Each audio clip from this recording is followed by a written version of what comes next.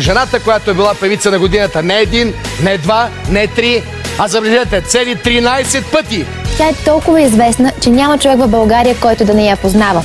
Най-отговарящата на всички тези изисквания да бъде най-обичана от публиката. На годината цели 13 пъти, а хитовите са толкова много, че може да ги пускаме от тук до Великден, без да се повторят. Няма думи, които да успеят да я опишат, защото името й го прави най-добре. Една изключителна певица, изключителна звезда. Една певица, която е създала много хитове през годините и е спечелила много фенски сърца. Преслава е емблематично име, обичано, изключителен професионалист, талантлива пееща. Най-постоянна, с най-хубавите песни. Бих казал спокойно за нея, че тя наистина е звезда, защото това понятие звезда у нас последните 20 на години някак си беше така много обширно, но тя наистина е звезда, защото това го казват хората. Това трябва да бъде певица на десетилетието, не само на годината. Певицата победител е Преслава!